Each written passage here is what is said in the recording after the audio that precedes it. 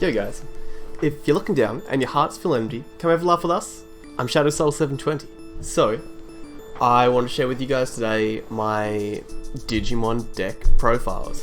So, these are the main two, I suppose? Three.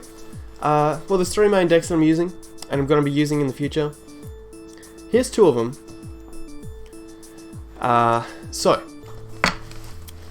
the first deck will be this deck that you guys can currently see on the screen here.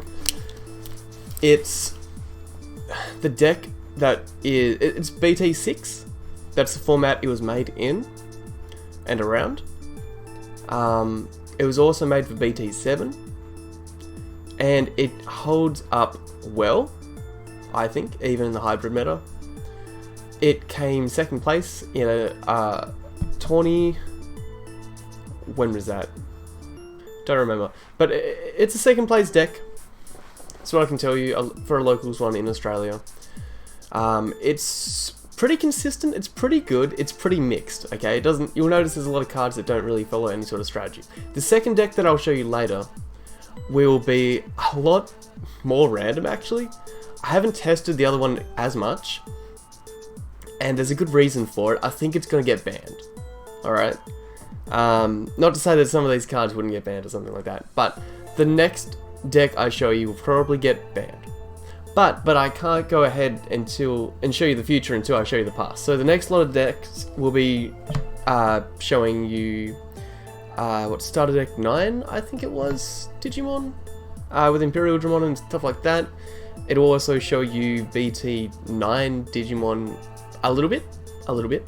And some BT8 mons that we will want to add for some decks. So, without further ado, let's look at this deck and what we have here. So this is my second place deck. Let's just call it like the Veemon deck, right? 2021, 2022 Veemon deck. BT, did I say 6? I'm pretty sure. That's when these cards came out here. I made this deck because I like Veemon. When I first started playing, a friend of mine gave me a Dramon card. I think I might have even... You couldn't buy boosters anyway, it was 1.5 meta. Just started, I just realised Digimon was a card game. I was outstanding. It was outstanding. Same day, I pulled an Imperial Dramon. And a Black War Greymon, the secret one from the BT1 booster. No, sorry, BT 1.5 booster. And it was absolutely amazing. So the second deck I'm going to be showing you guys is going to be using Black War Greymon. This deck, however, I've modified it to be pretty fun, pretty easy. You guys will notice the little patterns and things as you see. It'll look like a lot of other blue decks, especially Imperial Dramon decks. If you guys already know Imperial Dramon decks, generally they run stuff like jamming Veemon, jamming Demi Veemon. So whenever you attack with jamming, you draw a card. Pale Dramon also has jamming, which is great. Also has this nice inheritable where it can let your Imperial Dramon attack once again per turn. It unsuspends it. And this one lets all your jamming Digimon unsuspend, including itself. So with this card, with the Pale Dramon, and with the Imperial Dramon from 1.5, what's that, BT3, you could get 3 attacks in one turn. You attack with Pale Dramon, you Digivolve, it unsuspends. You attack with Imperial Dramon, use Pale Dramon's effect to unsuspend it. Imperial Dramon can attack once more. Or you could just leave it so it's, unsuspended and maybe doesn't get attacked by your opponent the next turn, depending on what you want to do. So because that was my main thought process with this deck, and also when I first started making it, I knew this Veemon was going to come out at some point. I decided that when attacking effects are very cool because we can attack pretty freely because of jamming. This thing lets us draw more cards anyway. The Veemon I wanted to invest in the future has a inherited when attacking, if you have 7 or fewer cards in your hand, draw 1. So that's not once per turn, right? It's not once per turn. So that means if we use this whole Pale Dramon Imperial Dramon strategy and we had, say, 3 cards in hand, we would be able to draw 3 cards just with that Digimon alone, right? And I thought, how am I going to capitalize on that if I have to have less than 7 cards in my hand? Well, Hammer Spark is something that costs 0 and gives you a memory, so you can just freely get rid of them from your hand to make up space in your hand to draw more if you want, or you can hold on to them for those crucial moments when you need more memory on your gauge. Like, if you want to spend what would normally be potentially another 3 memories to digivolve into this, but you've only got 2, you know, you use Hammer Spark. It's maths. So how did I pair the rest of my deck around this? Veemon's also got this other cool effect, where if your opponent's got level 6 or higher Digimon, you can digivolve this Veemon into an Imperial Dramon, right? Any Imperial Dramon for the cost of 4. And this one has a great when digivolving effect, so I chose to use this one rather than the previous one. Although I was using the previous one for a little while. It can also unsuspend itself. And that means that with this Veemon underneath, we can use its inheritable to draw more cards off this L-Force as well. Plus, it gets us straight from level 1 to level 6 as a Warp Digivolve of Swords, level 3, a rookie, anyway, to a level 6 Mega. And that's just great, you know, that's a great effect, an extra card draw because of Digivolution, that good stuff. So, the other egg I decided to put in actually wasn't this Demi Veemon. This is here and I don't know why. We have an Upamon as the 5th egg. Just because if your opponent has stuff without evolution sources, you get to draw a card. That's pretty nice, that's very similar to this. So we use Sora and Joe, which I call Sojo quite a lot. Just because it's short and neat. So this card's amazing, it's very, very strong, at least in that meta. And it still is. If your opponent has a Digimon with no Digivolution cards, gain 2 memory. If you have a few of these down, you can be gaining like 6 memory a turn, you know? That's really, really strong. And if your opponent passes to 3, or you have the Mat Tamer down that automatically sets it to 3, you're going from 3 to, I don't know, 9? Maybe, if you got 3 of them down, and the conditions are right. In which case, you're going all the way, right? Well, you could gain all the memory you want, especially with this Hammer Sparks. So it's very, very flexible and very strong. And how do you get your opponent to have no Digivolution cards? You use this effect for when one of your blue Digimon attacks, you can suspend this Tamer, trash the bottom Digivolution cards of one of your opponent's Digimon. So if you suspend 2 of them, you can get rid of 4 cards, maybe from one of your opponent's Digimon. Something like that. The math isn't always, you know, it's like that. So that's how that works. And I find it very, very strong because with these attacking jammers, we're always attacking, right? What else did I put in this deck? This Mat Tamer, pretty okay. It gets you some stuff if your opponent... If you play a Digimon down, you can get rid of a Digivolution card, so it works a little bit like this, but it sets the memory, so...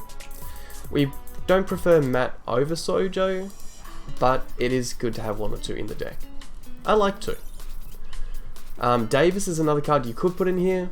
It lets you, you know, it's also a memory tamer. It sets it to 3, but it lets you search for a blue and a green Digimon. You're generally always going to get a blue Digimon, so it's just a +1. You could, you know, switch Davis from a Mat for Davis, but I prefer not to in this deck. This Goemon, we have one of these because it's fun. That's it. It's fun. I made this deck based on preferences for Digimon that I just really like a lot, and cards that are going to help my favourite Digimon do better. So this one costs 1 less on the play cost rate for every Digimon your opponent has without evolution sources. So if they have 3 Digimon down, no sources, say they're playing Rookie Rush or something wild, you can just play this down for 1 cost if they've got 3 without sources. It doesn't always work, but when it does, it's cool. And if it doesn't work, you can just Digivolve it and put it on, like, you know, a baby, because you may as well. But we're always looking to put down this on our eggs. And where is it? This is our Gabumon. It's from the first ever blue starter deck. I recommend it. I like it. It's another when attacking inherited that's not once per turn, so you can discard a Digivolution source from the bottom of one of your opponent's level 5 or lower Digimon. So you get rid of the sources underneath their cards, a lot faster with this. It's only level 5 or lower, but that's a lot of cards. That just means level 6 and 7 currently cannot be removed with Gabumon. But that's also why we have Sojo, which is very powerful. So that's why Gabumon's here, as well as me just liking the card.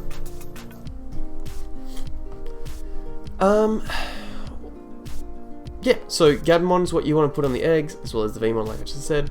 We have one jamming Veemon. I like it. I couldn't get more than one copy. I don't know if I would use a lot of copies, to be honest. I know a lot of decks do, and it is fun, and it is useful, and it is very strong if you do as well. But this card has also soared in price so much. There's alt arts and all sorts of things. Now, how can I explain the rest of my cards here? Well, Gabumon lets you draw cards. It's just a 1-for-1. It's simple, it's cheap, it's nice, it fills up a rookie slot. It's cool. Elecmon, 2 cost. You just 2-drop it. It's nice, it's cheap, same sort of thing. Very easy to balance out your memory with. And you'll find that that's a theme in this deck. So same over here, we have Goemon just because it's like Elecmon but different art. Tobiomon because you can make the cost much cheaper. Although in present I did take out these 2 Tobiomons. I believe. But don't quote me on it. We have 4 Koalamons, which are actually pronounced Coelamon. And they're Coelacanths? Coelacanths, sorry. So it's a blocker for a 1 cost evolution, very cheap. So you could easily go like Elecmon into this. That's only 3 that you've paid in general to have a blocker, which is very, very powerful. And it also gets us up into Paildramon faster, which Paildramon and Imperialdramon both cost a fair bit of memory, 3 each, in order to play down, so it works out. Monzamon's here because we can play it cheaply from the hand and evolve it for a cheap cost. I think it's the cheapest level 5, one of them. What else do we have? Lobomon, because if you guys know hybrids, you can digivolve them onto tamers and get an extra attack in. A lot of people are using like this little ice bear sort of thing now. I forgot the name of it, you guys will know. And you definitely could switch it out for that. This has 1,000 more attack. I have the alt art of this, so I really like this card. And I was just really lucky to get it in a draft, in a pre-tourney thing. I forgot what they're called, but you know the ones. So I like to run one. I'm not a big hybrid guy, but I like my one alt art Lobomon, so I keep it in. And it's saved me a lot. Whenever you feel like you need that extra attack, you just go for it. And we also have the Ray of Victory. So this is powerful. I think it's better than Kikada's Breath in many situations, if you're on top of things. So this one can be activated from security straight away. You return one of your opponent's level 5 or less Digimon to the hand. So if they've got a level 5 down, and they've got lots of sources underneath, you return to the hand, they've lost all their momentum, this costs 5, that's a great amount of memory to pay to get rid of a level 5. 5 for 5? Huge. But then the additive benefit, right, is if you have a blue tamer, which we definitely do, we have 5 of them in the deck, then we can unsuspend one of our Digimon. It doesn't matter if it's a blue Digimon or not, by the way. So as long as you have a blue tamer, this Digimon lets you unsuspend anything once. So that can be useful if we say attack with Imperialdramon a lot. If we had enough memory, we could just attack again with it on a turn, but more often than not, we're going to use it so that one of our suspended Digimon, like say a Paildramon that's just out there on the field, doesn't get attacked by an opponent, so we unsuspend it, so it's got more of a chance of living. But normally we're using this just to bounce back a level 5 if a level 5 is left on the field. It doesn't have to be level 5. You could always hit a Mechanorimon or something, some big blocker, and that's also very useful. So, speaking of Mechanorimon, it's here. And it's a blocker, it's a 4 cost, it's one of my favourite blockers of all time to use. I just like to slide one in just about every deck, to be honest, that doesn't have dedicated blockers or anything like that. Just read the card, you'll know why, if you don't already know about this thing. Alright, and going back to the Ray of Victory. So, we don't have Kikada's Breath in this deck. We don't have a way to return Digimon that are over level 5. So level 6s and 7s, that's going to be an issue. What do? Our out to that is actually a sneaky card. I'll drag you into the depths.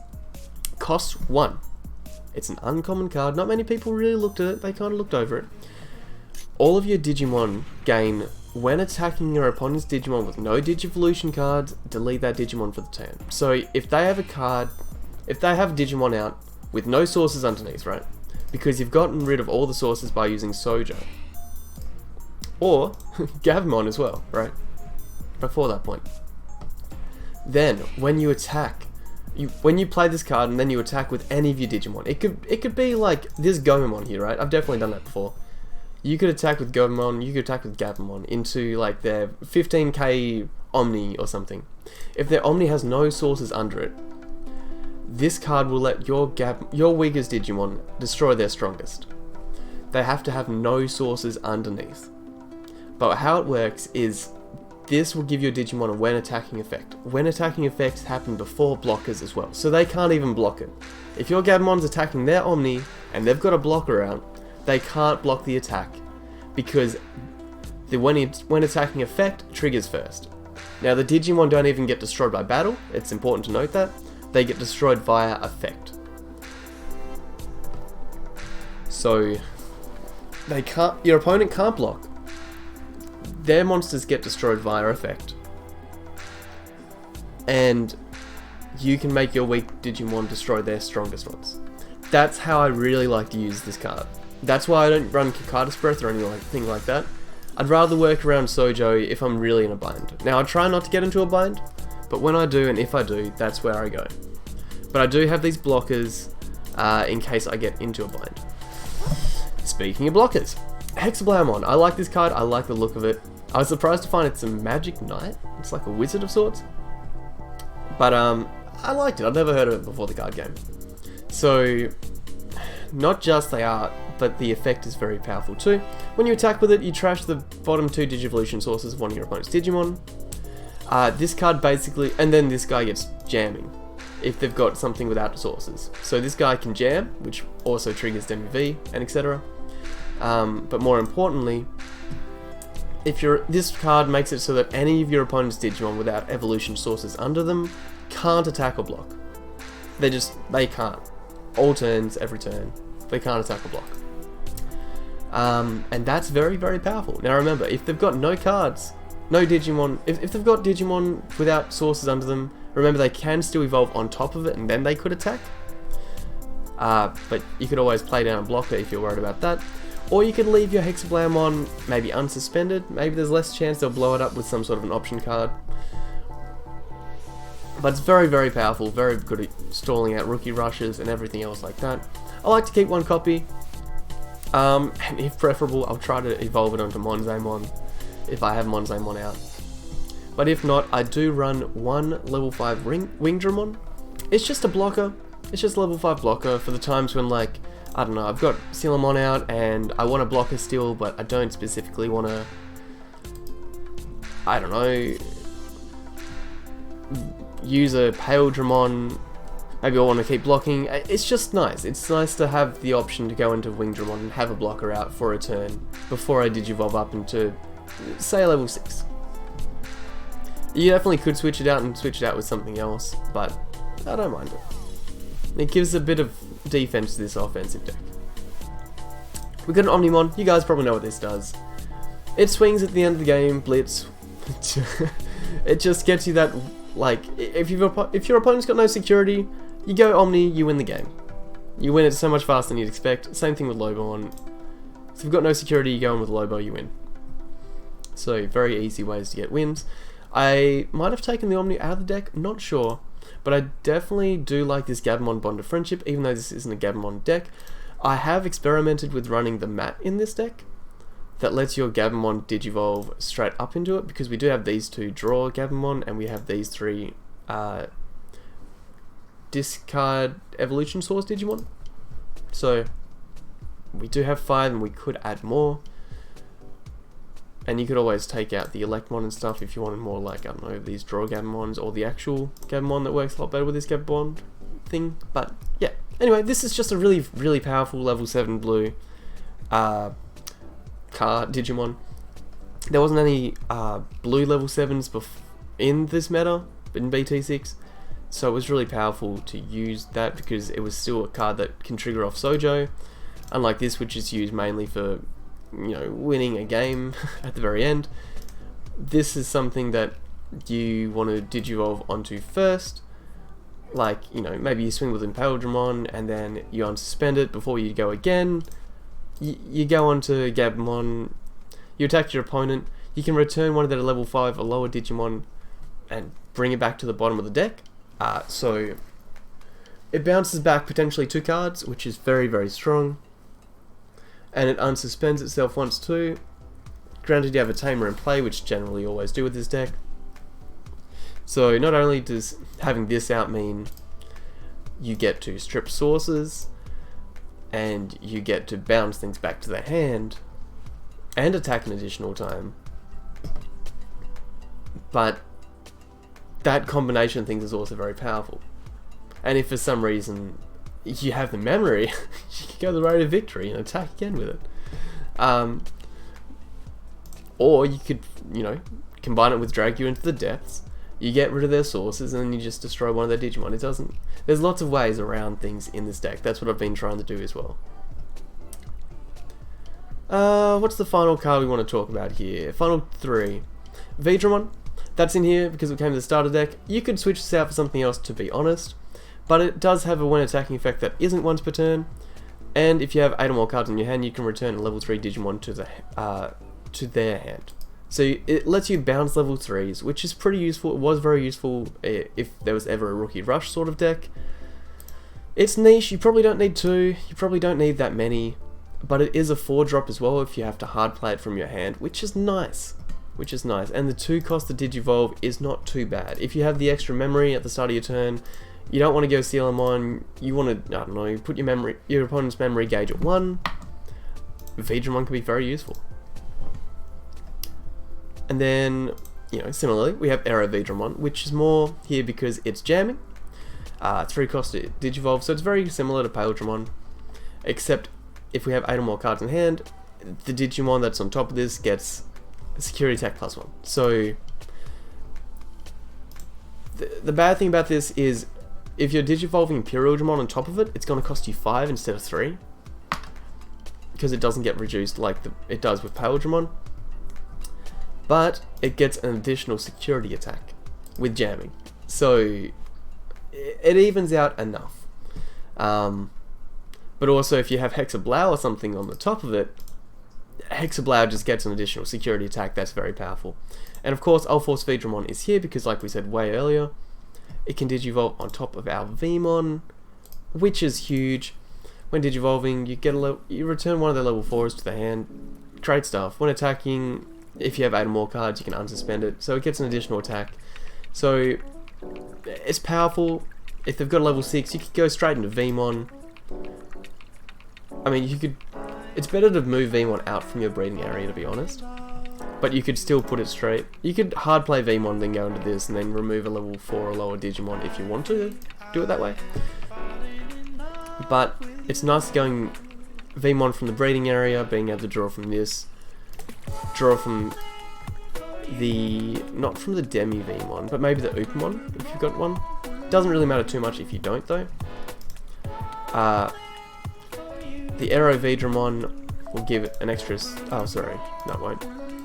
Doesn't matter. I'm losing my train of thought. Ignore me. Anyway. This is the deck I was running from BT6. I was running a very, very similar build to all this sort of stuff in BT5. Is this from BT6? Yes, it is. So the similar build I was running before this was just like... BT5 was without the Gabumon Bond of Friendship. And... without the Veemon starter deck cards. That's it. Like, I think there was another Hammer Spark. But this deck was all very, very much the same. So from BT5, this deck was putting in a lot of work as well, and it's just been updating over time. The next iteration it's going through is going to be trying out some of the new starter deck 9, I believe. Imperial Dramon stuff. Seeing how we go with that. We're hoping to keep maybe one of each Imperial Dramon in the deck to start with, and just see how that goes. We're going to try and keep the Pale Dramon, keep the same sort of shenanigans going a fair bit. There won't be too many changes. I think we're dropping one L-Force, but all in all, I think it's going to get, you know, pretty normal, pretty weird. But I do look forward to that. And you know what? I think I'm going to leave this little video here for now. But that was my intense breakdown of this deck. If you guys would like to check out the other video of the other deck, I'll try and put a link somewhere. You guys will find it on my channel if not. And if you want to watch this deck perform in the battles, you should go do it. That'll be next. We'll be versing the other deck that I'm talking about. Alright, bye.